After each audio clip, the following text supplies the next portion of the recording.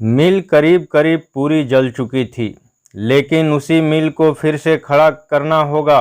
Mister Khanna ने अपनी सारी कोशिशें उसके लिए लगा दी थीं। मजदूरों की हड़ताल जारी है, मगर अब उससे मिल मालिकों की कोई विशेष हानि नहीं है। नए आदमी कम वेतन पर मिल गए हैं और जी तोड़कर काम करते हैं, क्योंकि उनमें सभी ऐसे हैं जिन्होंने बेकारी के कष्ट भोग लिए हैं और अब अपना बस चलते ऐसा कोई काम करना नहीं चाहते जिससे उनकी जीविका में बाधा पड़े। चाहे जितना काम लो, चाहे जितनी कम छुट्टियां दो, उन्हें कोई शिकायत नहीं। सिर झुकाए बैलों की तरह काम में लगे रहते हैं। घुड़कियां, गालियां, यहाँ तक कि डंडों की मार भी उनके ग्लानि नहीं पैदा करती। और अब पुराने मजदूरों के लिए इसके सिवा कोई मार्ग नहीं रह गया है कि वह इसी घटी हुई मजूरी पर काम करने आएं और खन्ना साहब की खुशामद करें। पंडित ओंकार नाथ पर तो उन्हें अब रत्ती भर भी विश्वास नहीं है। उन्हें वे अकेले दुकेले पाएं तो शायद उनकी बुरी गत बनाएं, पर पंडित जी बहुत बचे हुए रहते हैं। चिराग जलने के बाद अपने कार्यालय से बाहर नहीं निकलते और अफसरों की खुशामद करने लगे हैं। मिर्ज़ा खुर्शीद की धाक अब भी ज्यों की त्यों है, लेकिन मिर्ज़ा जी इन बेचारों का कष्ट और उसके निवारण का अपने पास कोई उपाय न देकर दिल में चाहते हैं कि सब के सब बहाल हो जाएं, मगर इसके साथ ही नए आदमियों के कष्ट का ख्याल करके जिज्ञासुओं से यही कह दिया करते हैं कि जैसी इच्छा हो वैसा करो। मिस्टर खन्ना ने पुराने आदमियों को फिर नौकरी के लिए इच्छुक देखा तो और भी अकड़ गए। हालांकि वह मन में चाहते थे कि इस वेतन पर पुराने आदमी नयों से कहीं अच्छे हैं। नए आदमी अपना सारा जोर लगाकर भी पुराने आदमियों के बराबर काम न कर सकते थे। पुराने आदमियों में अधिकांश तो बचपन से ही मिल में काम करने के अभ्यस्त थे और खूब मजे हुए। नए आदमियों में अधिकतर देहातों के दुखी किसान थे, जिन्हें खुली हुई हवा और मैदान में पुराने ज़माने के लकड़ी के औजारों से काम करने की आदत थी। मिल के अंदर उनका दम घुटता था और मशीनरी के तेज चलने वाले पुर्जों से उन्हें भय लगता था। आखिर जब पुराने आदमी खूब परास्त हो गए तब खन्ना उन्हें बहाल करने पर राजी हुए, मगर नए आदमी इससे कम वेतन पर काम करने के लिए तैयार थे। और अब डायरेक्टरों के सामने यह सवाल आया कि वह पुरानों को बहाल करें या नयों को रहने दें। डायरेक्टरों के में आधे तो नए आदमियों का वेतन घटाकर रखने के पक्ष में थे। आधों की यह धारणा थी कि पुराने आदमियों को हाल के वेतन पर रख लिया जाए। थोड़े से रुपए ज़्यादा खर्च होंगे जरूर, मगर काम उससे ज़्यादा होगा। खन्ना मिल के प्राण थे, एक तरह से सर्वे सर्वा। डायरेक्टर तो उनके हाथ की कठपुतलियाँ थे। निश्चय खन्ना के हाथों में था और वह अपने मित्रों से नहीं शत्रुओं से भी इस विषय में सलाह ले रहे थे। सबसे पहले तो उन्होंने गोविंदी की सलाह ली। जब से मालती की ओर से उन्हें निराशा हो गई थी और गोविंदी को मालूम हो गया था कि मेहता जैसा विद्वान और अनुभवी और ज्ञानी आदमी मेरा कितना सम्मान करता है और मुझसे किस प्रकार की साधना की आशा रखता है, तब से दंपति में स्नेह फिर जाग उठा था। स्नेह मत कहो, मगर साहचर्य तो था ही। आपस में वह जलन और अशांति न थी, बीच की दीवार टूट गई थी। मालती के रंग ढंग की भी काया पलट होती जाती थी। मेहता का जीवन अब तक स्वाध्याय और चिंतन में गुजरा था और सब कुछ कर चुकने के बाद और आत्मवाद तथा अनात्मवाद की खूब छानबीन कर लेने पर वह इसी तत्व पर पहुंच जाते थे कि प्रवृत्ति और निवृत्ति दोनों के बीच में जो सेवा मार्ग है, चाहे उसे कर्मयोग ही कहो, वही जीवन को सार्थक कर सकता है, वही जीवन को ऊंचा और पवित्र बना सकता है। किसी सर्वज्ञ ईश्वर में उनका विश्वास न था।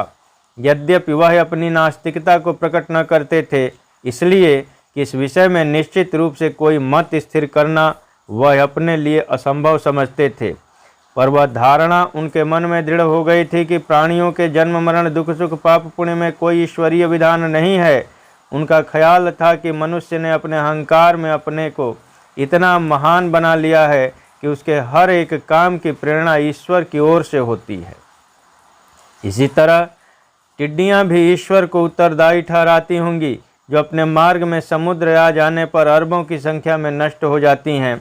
मगर ईश्वर के यह विधान इतने अज्ञेय हैं कि मनुष्य की समझ में नहीं आते, तो उन्हें मानने से ही मनुष्य को क्यों संतोष मिल सकता है। ईश्वर की कल्पना का एक ही उद्देश्य उनकी समझ में आता था, और वह था मानव जात की एकता। एकात्मवाद या सर्वात्मवाद या अहिंसा तत्व को वह आध्यात्मिक दृष्टि से नहीं, भौतिक दृष्टि से ही देखते थे। यद्यपि इन तत्वों का इतिहास के किसी काल में भी आधिपत्य नहीं रहा, फिर भी मनुष्य जाति के सांस्कृतिक विकास में उनका स्थान बड़े महत्व का है। मानव समाज की एकता में मेहता का दृढ़ विश्वास था, मगर इस विश्वास के लिए उन्हें ईश्वर तत्व के मानने की जरूरत न मालूम होती थी। उनका मानव प्रेम इस आधार पर अवलंबित था कि न था कि प्राणी मात्र में एक आत्मा का निवास है, और द्वैत और अद्वैत का व्यापारिक महत्व से के सिवा वह और कोई उपयोग न समझते थे।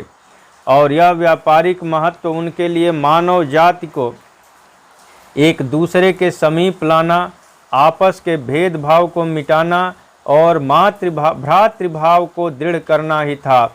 यह एकता, यह अभिन्नता उनकी आत्मा में इस तरह जम गई थी कि उनके लिए किसी आध्यात्मिक आधार की सृष्टि उनकी दृष्टि में व्यर्थ थी, और एक बार इस तत्व को पाकर वह शांत न बैठ सकते थे। स्वार्थ से अलग अधिक से अधिक काम करना उनके लिए आवश्यक हो गया था। इसके बगैर उनका चित्त शांत न हो सकता था। यश, लोभ या कर्तव्य पालन के भाव उनके मन में आते ही न थे। उनकी तुच्छता ही उन्हें इनसे बचाने के लिए काफ़ी थी। सेवा ही सब उनका स्वार्थ होती जाती थी, और उनकी इस उदार वृत्ति का असर ज्ञात रूप से मालती पर भी पड़ता जाता था। अब तक जितने मर्द उसे मिले, सभी ने उसकी विलास वृत्ति को ही उकसाया। उसकी त्याग वृत्ति दिन दिन क्षीण होती जाती थी, पर मेहता के संसर्ग में आकर उसकी त्याग भावना सजग हो उठी थी। सभी मनस्वी प्राणियों में वह भावना छिपी रहती है और प्रकाश पाकर चमक उठती है। आदमी अगर धन या नाम के पीछे पड़ा है, तो समझ लो कि अभी तक वह किसी परिष्कृत आत्मा के संपर्क में नहीं आया। मालती अब अक्सर गरीबों के घर बिना फीस लिए ही मरीजों को देखने चली जाती थीं। मरीजों के साथ उसके व्यवहार में मृदुता आ गई थी। हाँ, अभी तक वह शौक श्रृंगार से अपना मन न हटा सकती थी। रंग और पाउडर का त्याग उसे अपने आंतरिक परिवर्तनों से भी कहीं ज़्यादा कठिन जान पड़ता था। इधर कभी कभी दोनों देहातों की ओर चले जाते थे और किसानों के साथ 2-4 घंटे रहकर उनके झोंपड़ों में रात काटकर और उन्हीं का सा भोजन करके अपने को धन्य समझते थे। एक दिन वे सेमरी पहुंच गए और घूमते घूमते बेलारी जा निकले। होरी द्वार पर बैठा चिलम पी रहा था। मालती और मेहता जाकर खड़े हो गए।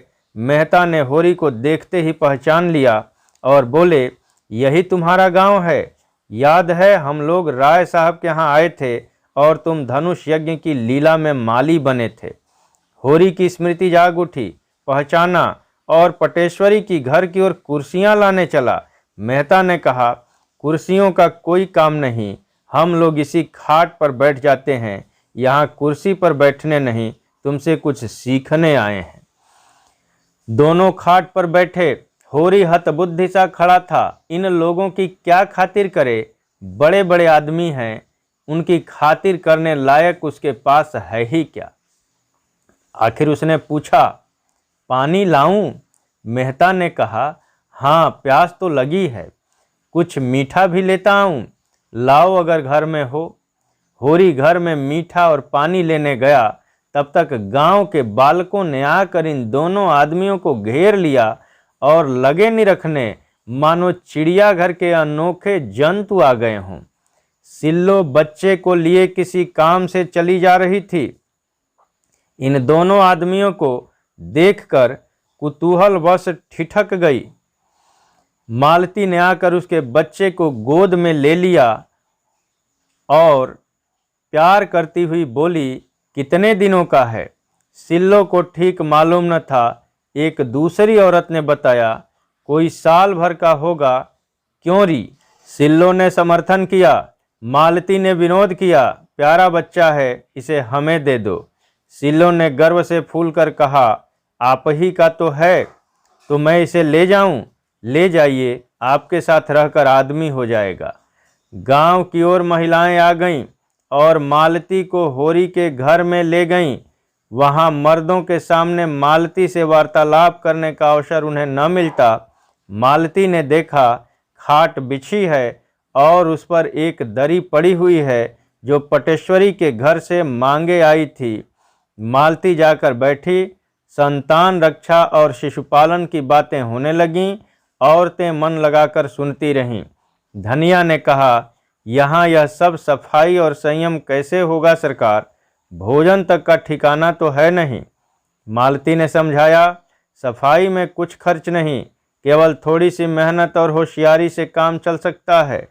दुलारी सहुआइन ने पूछा, यह सारी बातें तुम्हें कैसे मालूम हुई सरकार? आपका तो अभी ब्याह ही नहीं हुआ। मालती ने मुस्कुराकर पूछा, तुम्हें कैसे मालूम हुआ कि मेरा ब्याह नहीं हुआ है? सभी स्त्रियां मुंह फेरकर मुस्कुराईं। धनिया बोली, भला यह भी छिपा रहता है मिस साहब? मुंह देखते ही पता चल जाता है। मालती ने झेंपते हुए कहा, इसीलिए ब्याह नहीं किया कि आप लोगों की सेवा कैसे करती। सबने एक स्वर में कहा, धन्य हो सरकार, धन्य हो। सिलिया मालती के पांव दबाने लगी। सरकार कितनी दूर से आई हैं, थक गई होंगी। मालती ने पांव खींचकर कहा, नहीं नहीं, मैं थकी नहीं हूँ, मैं तो हवा गाड़ी पर आई हूँ। मैं चाहती हूँ आप लोग अपने बच्चे लाएं तो मैं इन्हें देखकर आप लोगों को बताऊं कि आप इन्हें कैसे तंदुरुस्त और निरोग रख सकती हैं। जरा देर में 20-25 बच्चे आ गए। मालती उनकी परीक्षा करने लगी। कई बच्चों की आंखें उठी थीं, उनकी आंखों में दवा डाली। अधिकतर बच्चे दुर्बल थे। इसका कारण था माता पिता को भोजन अच्छा न मिलना। मालती को यह जानकर आश्चर्य हुआ कि बहुत कम घरों में दूध होता था। घी के तो सालों दर्शन नहीं होते। मालती ने यहाँ भी उन्हें भोजन करने का महत्व समझाया, जैसा वह सभी गांवों में किया करती थीं। उसका जी इसलिए जलता था कि ये लोग अच्छा भोजन क्यों नहीं करते। उसे ग्रामीणों पर क्रोध आ जाता था। क्या तुम्हारा जन्म इसीलिए हुआ है कि तुम मर मर कर कमाओ और जो कुछ पैदा हो उसे खा न सको? जहाँ 2-4 बैलों के लिए भोजन है, 1-2 गाय भैंसों के लिए चारा नहीं है। क्यों ये लोग भोजन को जीवन की मुख्य वस्तु न समझकर उसे केवल प्राण रक्षा की वस्तु समझते हैं? क्यों सरकार से नहीं कहते कि नाम मात्र के ब्याज पर रुपए देकर उन्हें सूदखोर महाजनों के पंजे से बचाए? उसने जिस किसी से पूछा, यही मालूम हुआ कि उसकी कमाई का बड़ा भाग महाजनों का कर्ज चुकाने में खर्च हो जाता है। बंटवारे का मर्ज भी बढ़ता जाता है। आपस में इतना वैमनस्य था कि शायद ही कोई 2 भाई एक साथ रहते हों। उनकी इस दुर्दशा का कारण बहुत कुछ उनकी संकीर्णता और स्वार्थपरता थी। मालती इन्हीं विषयों पर महिलाओं से बातें करती रही। उनकी श्रद्धा देख देख कर उसके मन में सेवा की प्रेरणा और भी प्रबल हो रही थी। इस त्यागमय जीवन के सामने वह विलासी जीवन कितना तुच्छ और बनावटी था। आज उसके वह रेशमी कपड़े जिन पर जरी का काम था और वह गंध से महकता हुआ शरीर और वह पाउडर से अलंकृत मुखमंडल उसे लज्जित करने लगा।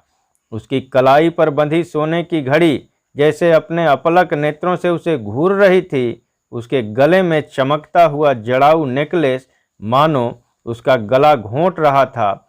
इन त्याग और श्रद्धा की देवियों के सामने वह अपनी दृष्टि में नीची लग रही थी। वह इन ग्रामीणों से बहुत ही बातें ज़्यादा जानती थीं, समय की गति ज़्यादा पहचानती थीं, लेकिन इन परिस्थितियों में ये गरीबी ने जीवन को सार्थक कर रही हैं। उनमें क्या वह एक दिन भी रह सकती है? जिनमें अहंकार का नाम नहीं, दिन भर काम करती हैं, उपवास करती हैं, रोती हैं, फिर भी इतनी प्रसन्न मुख। दूसरे उनके लिए उतने अपने हो गए हैं कि अपना अस्तित्व ही नहीं रहा। उनका अपनापन अपने लड़कों में, अपने पति में, अपने संबंधियों में है। इस भावना की रक्षा करते हुए इसी भावना का क्षेत्र और बढ़ाकर भावी नारीत्व का आदर्श निर्माण होगा। जागृत देवियों में इसकी जगह आत्म सेवन का जो भाव आ बैठा है, वह कुछ अपने लिए, अपने भोग विलास के लिए, उससे तो यह सुषुप्तावस्था ही अच्छी। पुरुष निर्दयी है माना, लेकिन है तो इन्हीं माताओं का बेटा। क्यों माता ने पुत्र को ऐसी शिक्षा नहीं दी कि वह माता की, स्त्री जाति की पूजा करता? इसलिए कि माता को यह शिक्षा देनी नहीं आती, इसलिए कि उसने अपने को इतना मिटाया कि उसका रूप ही बिगड़ गया, उसका व्यक्तित्व ही नष्ट हो गया। नहीं, अपने को मिटाने से काम न चलेगा। नारी को समाज कल्याण के लिए अपने अधिकारों की रक्षा करनी पड़ेगी। उसी तरह जैसे इन किसानों को अपनी रक्षा के लिए इस देवत्व का कुछ त्याग करना पड़ेगा। संध्या हो गई थी। मालती को औरतें अब तक घेरे हुए थीं। उसकी बातों से जैसे उन्हें तृप्ति न होती थी। कई औरतों ने उससे रात को वहीं रहने का आग्रह किया। मालती को भी उनका सरल स्नेह ऐसा प्यारा लगा कि उसने उनका निमंत्रण स्वीकार कर लिया। रात को औरतें उसे अपना गाना सुनाएंगी। मालती ने भी प्रत्येक घर में जा जाकर उसकी दशा से परिचय प्राप्त करने में अपने समय का सदुपयोग किया। उसकी निष्कपट सद्भावना और सहानुभूति उन गंवारिनों के लिए देवी के वरदान से कम न थी। उधर मेहता साहब खाट पर आसन जमाए किसानों की कुश्ती देख रहे थे और पछता रहे थे कि मिर्जा जी क्यों न साथ ले लिया, नहीं उनका भी एक जोड़ हो जाता। उन्हें आश्चर्य हो रहा था, ऐसे प्रौढ़ और निरीह बालकों के साथ शिक्षित कहलाने वाले लोग कैसे निर्दयी हो जाते हैं। अज्ञान की भांति ज्ञान भी सरल, निष्कपट और सुनहले स्वप्न देखने वाला होता है। मानवता में उसका विश्वास इतना दृढ़, इतना सजीव होता है कि वह इसके विरुद्ध व्यवहार की अमानुषीय समझने लगता है। वह यह भूल जाता है कि भेड़ियों ने भेड़ों की निरीहता का जवाब सदैव पंजे और दांतों से दिया है। वह अपना एक आदर्श संसार बनाकर उसको आदर्श मानवता से आबाद करता है और उसी में मग्न रहता है। यथार्थता कितनी अगम्य, कितनी दुर्बोध, कितनी अप्राकृतिक है, उसकी ओर विचार करना उसके लिए मुश्किल हो जाता है। मेहता जी इस समय इन गंवारों के बीच में बैठे हुए इसी प्रश्न को हल कर रहे थे कि उनकी दशा इतनी दयनीय क्यों है। वह यह इस सत्य से आंखें मिलाने का साहस न कर सकते थे कि इनका देवत्व ही इनकी दुर्दशा का कारण है। काश ये आदमी ज़्यादा और देवता कम होते तो यूं न ठुकराए जाते। देश में कुछ भी हो, क्रांति ही क्यों न आ जाए, इनसे कोई मतलब नहीं। कोई दल उनके सामने सबल के रूप में आए, उसके सामने सिर झुकने को तैयार। उनकी निरीहता जड़ता की हद तक पहुंच गई है, जिसे कठोर आघात ही कर्मण्य बना सकता है। उनकी आत्मा जैसे चारों ओर से निराश होकर अब अपने अंदर ही टांगे तोड़कर बैठ गई है। उनमें अपने जीवन की चेतना ही जैसे लुप्त हो गई है। संध्या हो गई थी।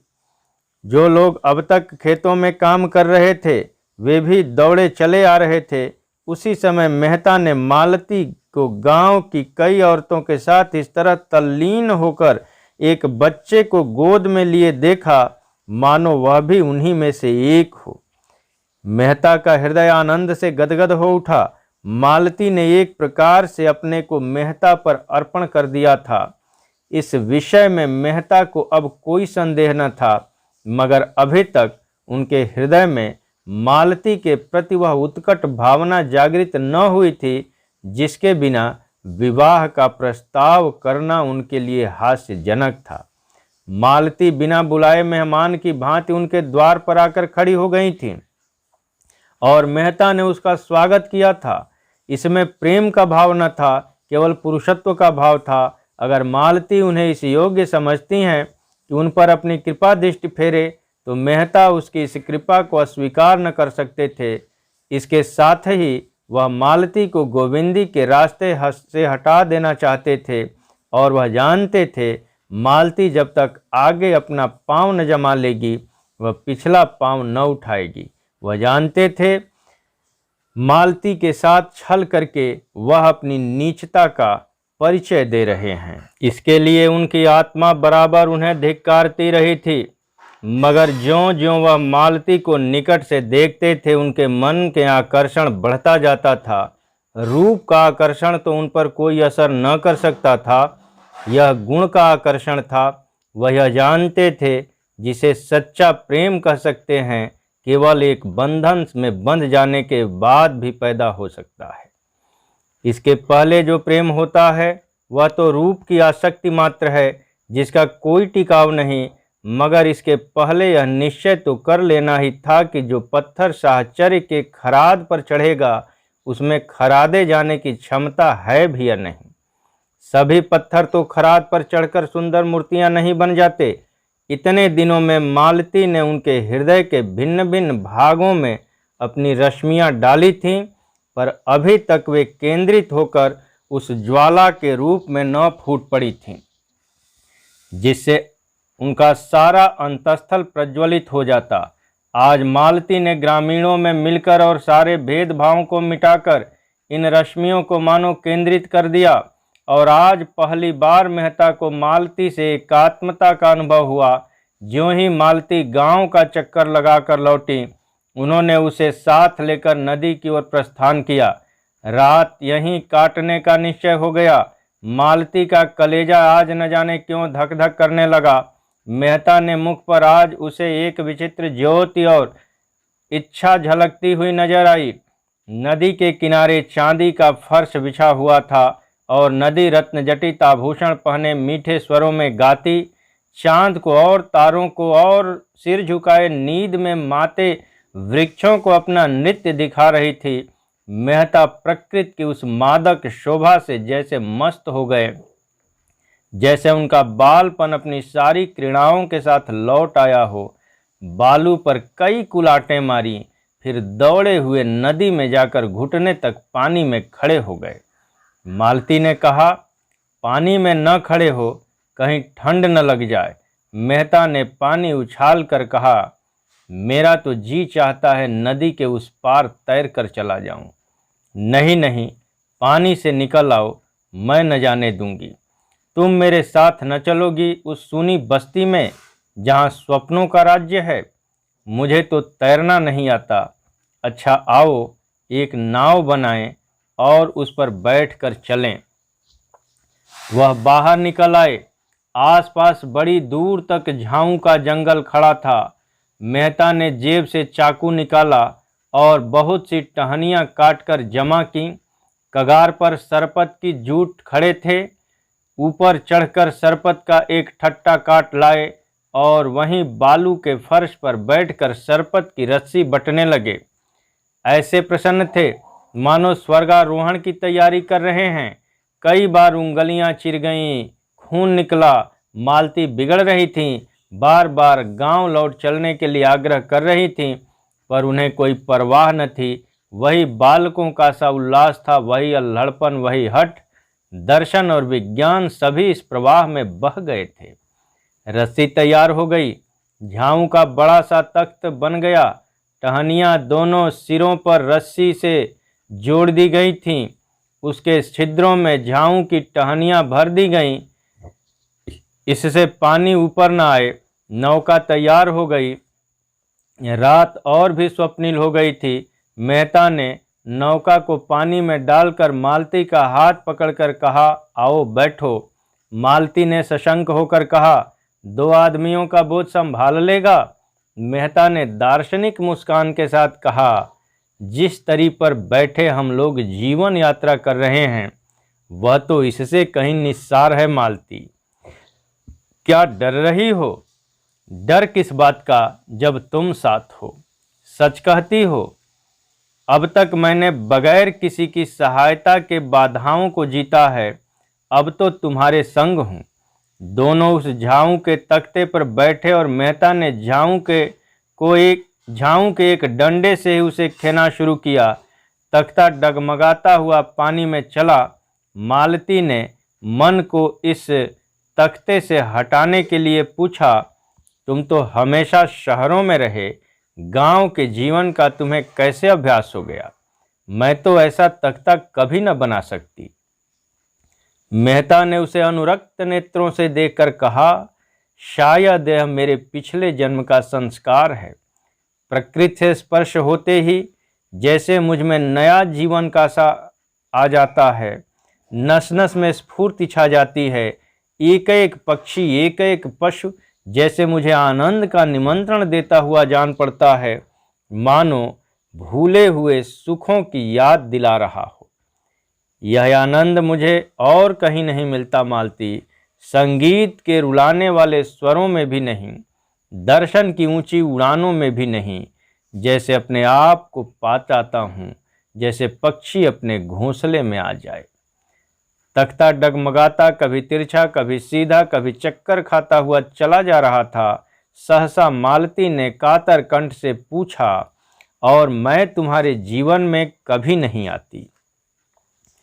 मेहता ने उसका हाथ पकड़कर कहा, आती हो, बार बार आती हो, सुगंध के एक झोंके की तरह, कल्पना की एक छाया की तरह, और फिर अदृश्य हो जाती हो। दौड़ता हूँ कि तुम्हें करपाश में बांध लूँ, पर हाथ खुले रह जाते हैं और तुम गायब हो जाती हो। मालती ने उन्माद की दशा में कहा, लेकिन तुमने इसका कारण भी सोचा, समझना चाहा? हाँ मालती, बहुत सोचा, बार बार सोचा। तो क्या मालूम हुआ? यही कि मैं जिस आधार पर जीवन का भवन खड़ा करना चाहता हूँ वह अस्थिर है। यह कोई विशाल भवन नहीं है, केवल एक छोटी सी शांत कुटिया है, लेकिन उसके लिए भी तो कोई स्थिर आधार चाहिए। मालती ने अपना हाथ छुड़ाकर जैसे मान करते हुए कहा, यह झूठा आक्षेप है। तुमने सदैव मुझे परीक्षा की आंखों से देखा, कभी प्रेम की आंखों से नहीं। क्या तुम इतना भी नहीं जानते कि नारी परीक्षा नहीं चाहती, प्रेम चाहती है? परीक्षा गुणों को अवगुण, सुंदर को असुंदर बनाने वाली चीज है। प्रेम अवगुणों को गुण बनाता है, असुंदर को सुंदर। मैंने तुमसे प्रेम किया, मैं कल्पना ही नहीं कर सकती कि तुम में कोई बुराई भी है, मगर तुमने मेरी परीक्षा की और तुम मुझे अस्थिर, चंचल और जाने क्या क्या समझकर मुझसे हमेशा दूर भागते रहे। नहीं, मैं जो कुछ कहना चाहती हूँ वह मुझे कह लेने दो। मैं क्यों अस्थिर और चंचल हूँ? इसलिए कि मुझे वह प्रेम नहीं मिला जो मुझे स्थिर और चंचल बनाता। अगर तुमने मेरे सामने उसी तरह आत्मसमर्पण किया होता जैसे मैंने तुम्हारे सामने किया है, तो तुम आज तक मुझ पर वह आक्षेप न रखते। मेहता ने मालती के मान का आनंद उठाते हुए कहा, तुमने मेरी परीक्षा कभी नहीं की, सच कहती हो? कभी नहीं, तो तुमने गलती की। मैं इसकी परवाह नहीं करती। भावुकता में न आओ मालती। प्रेम देने से पहले हम सब परीक्षा करते हैं, और तुमने की, चाहे अप्रत्यक्ष रूप से ही की हो। मैं आज तुमसे स्पष्ट कहता हूँ कि पहले मैंने तुम्हें उसी तरह देखा जैसे रोज ही हजारों देवियों को देखा करता हूँ, केवल विनोद के भाव से। अगर मैं गलती नहीं करता तो तुमने भी मुझे मनोरंजन के लिए एक नया खिलौना समझा। मालती ने टोका, गलत कहते हो। मैंने कभी तुम्हें इस नज़र से नहीं देखा। मैंने पहले ही दिन तुम्हें अपना देव बनाकर अपने हृदय। मेहता बात काटकर बोले, फिर वही भावुकता? मुझे ऐसे महत्व के विषय में भावुकता पसंद नहीं। अगर तुमने पहले ही दिन से मुझे इस कृपा के योग्य समझा तो इसका यही कारण हो सकता है कि मैं रूप भरने में तुमसे ज़्यादा कुशल हूँ। वरना जहाँ तक मैंने नारियों का स्वभाव देखा है वह प्रेम के विषय में काफ़ी छानबीन करती हैं। पहले भी तो स्वयंवर के पुरुषों की परीक्षा होती थी। वह मनोवृत्ति अब भी मौजूद है, चाहे उसका रूप कुछ बदल गया हो। मैंने तब से बराबर यही कोशिश की है कि अपने को संपूर्ण रूप से तुम्हारे सामने रख दूं और उसके साथ ही तुम्हारी आत्मा तक भी पहुंच जाऊं। और मैं ज्यों-ज्यों तुम्हारे अंतस्थल की गहराई में उतरा हूँ, मुझे रत्न मिले हैं। मैं विनोद के लिए आया और आज उपासक बना हुआ हूँ। तुमने मेरे भीतर क्या पाया, यह मुझे नहीं मालूम। नदी का दूसरा किनारा आ गया। दोनों उतरकर उसी बालू के फर्श पर जा बैठे और मेहता फिर उसी प्रवाह में बोले, और आज मैं यहाँ वही पूछने के लिए तुम्हें लाया हूँ। मालती ने कांपते हुए स्वर में कहा, क्या अभी तुम्हें मुझसे यह पूछने की ज़रूरत बाकी है? हाँ, इसलिए कि मैं आज तुम्हें अपना वह रूप दिखाऊंगा जो शायद अभी तक तुमने नहीं देखा और जिसे मैंने भी छिपाया है। अच्छा मान लो मैं तुमसे विवाह करके कल तुमसे बेवफाई करूं तो तुम मुझे क्या सजा दोगी? मालती ने उनकी ओर चकित होकर देखा। इसका आशय उसकी समझ में न आया। ऐसा प्रश्न क्यों करते हो? मेरे लिए सबसे महत्व की बात है। मैं इसकी संभावना नहीं समझती। संसार में कुछ भी असंभव नहीं है। बड़े से बड़ा महात्मा भी एक क्षण में पतित हो सकता है। मैं उसका कारण खोजूंगी और उसे दूर करूंगी। मान लो मेरी आदत न छूटे, फिर मैं नहीं कह सकती क्या करूंगी, शायद विष खाकर सो रहूं। लेकिन यदि तुम मुझसे यही प्रश्न करो तो मैं उसका दूसरा जवाब दूंगा। मालती ने सशंक होकर पूछा, बतलाओ। मेहता ने दृढ़ता के साथ कहा, मैं पहले तुम्हारा प्राणांत कर दूंगा, फिर अपना। मालती ने जोर से कहा मारा और सिर से पांव तक सिहर उठी। उसकी हंसी केवल उसकी सिहरन को छिपाने का आवरण थी। मेहता ने पूछा, तुम हंसी क्यों? इसलिए कि तुम ऐसे हिंसावादी नहीं जान पड़ते। नहीं मालती, इस विषय में मैं पूरा पशु हूँ और उस पर लज्जित होने का कोई कारण नहीं देखता। आध्यात्मिक प्रेम और त्यागमय प्रेम और निस्वार्थ प्रेम, जिसमें आदमी अपने को मिटाकर केवल प्रेमिका के लिए जीता है, उसके आनंद से आनंदित होता है और उसके चरणों पर अपनी आत्मा समर्पण कर देता है, मेरे लिए निरर्थक शब्द है। मैंने पुस्तकों में ऐसी प्रेम कथाएं पढ़ी हैं जहां प्रेमी ने प्रेमिका के लिए, प्रेमियों के लिए अपने जान दे दी है, मगर उस भावना को मैं श्रद्धा कह सकता हूँ, सेवा कह सकता हूँ, प्रेम कभी नहीं। प्रेम सीधी सादी गऊ नहीं, खूंखार शेर है जो अपने शिकार पर किसी की आंख भी नहीं पड़ने देता। मालती ने उनकी आंखों में आंखें डालकर कहा, अगर प्रेम खूंखार शेर है तो मैं उससे दूर ही रहूंगी। मैंने तो उसे गाय ही समझ रखा था। मैं प्रेम को संदेह से ऊपर समझती हूँ। वह देह की वस्तु नहीं, आत्मा की वस्तु है। संदेह का वहाँ जरा भी स्थान नहीं और हिंसा तो संदेह का ही परिणाम है। वह संपूर्ण आत्मसमर्पण है। उसके मंदिर में तुम परीक्षक बनकर नहीं, उपासक बनकर ही वरदान पा सकते हो। वह उठकर खड़ी हो गई और तेजी से नदी की तरफ चली, मानो उसने अपना खोया हुआ मार्ग पा लिया हो। ऐसी स्फूर्ति का उसे कभी अनुभव न हुआ था। उसने स्वतंत्र जीवन में भी अपने में एक दुर्बलता पाई थी जो उसे सदैव आंदोलित करती रहती थी, सदैव अस्थिर रखती थी। उसका मन जैसे कोई आश्रय खोजा करता था जिसके बल पर टिक सके, संसार का सामना कर सके। अपने में उसे यह शक्ति न मिलती थी। बुद्धि और चरित्र की शक्ति देखकर वह उसकी ओर लालायित होकर जाती थी। पानी की भांति हर एक पात्र का रूप धारण कर लेती थी। उसका अपना कोई रूप न था। उसकी मनोवृत्ति अभी तक किसी परीक्षार्थी छात्र की सी थी। छात्र को पुस्तकों से प्रेम हो सकता है और हो जाता है, लेकिन वह पुस्तक के उन्हीं भागों पर ज़्यादा ध्यान देता है जो परीक्षा में आ सके। उसकी पहली गरज परीक्षा में सफल होना है। ज्ञानार्जन इसके बाद। अगर उसे मालूम हो जाए कि परीक्षक बड़ा दयालु है या अंधा है और छात्रों को यूं ही पास कर दिया करता है, तो शायद वह पुस्तकों की ओर आंख उठाकर भी न देखे। मालती जो कुछ करती थी मेहता को प्रसन्न करने के लिए। उसका मतलब था मेहता का प्रेम और विश्वास प्राप्त करना, उसके मनोराज्य की रानी बन जाना, लेकिन उसी छात्र की तरह अपनी योग्यता का विश्वास जमा कर। लियाकत आ जाने से परीक्षक आप ही आप उससे संतुष्ट हो जाएगा, इतना धैर्य उसे न था। मगर आज मेहता ने जैसे उसे ठुकरा कर उसकी आत्मशक्ति को जगा दिया। मेहता को जब से उसने पहली बार देखा था तभी से उसका मन उनकी ओर झुका था। उसे वह अपने परिचितों में सबसे समर्थ जान पड़े। उसके परिष्कृत जीवन में बुद्धि की प्रखरता और विचारों की दृढ़ता ही सबसे ऊंची वस्तु थी। धन और ऐश्वर्य को तो वह केवल खिलौना समझती थी जिसे खेल कर लड़के तोड़ फोड़ डालते हैं। रूप में भी अब उसके लिए विशेष आकर्षण न था। यद्यपि कुरूपता के लिए घृणा थी, उसको तो अब बुद्धि शक्ति ही अपनी ओर झुका सकती थी, जिसके आश्रय में उसने आत्मविश्वास जगे, अपने विकास की प्रेरणा मिले, अपने में शक्ति का संचार हो, अपने जीवन की सार्थकता का ज्ञान हो। मेहता ने बुद्धि बल और तेजस्विता ने उसके ऊपर अपनी मुहर लगा दी थी और तब से वह अपना संस्कार करती चली जाती थी। जिस प्रेरक शांति की उसे जरूरत थी वह मिल गई थी और अज्ञात रूप से उसे गति और शक्ति दे रही थी।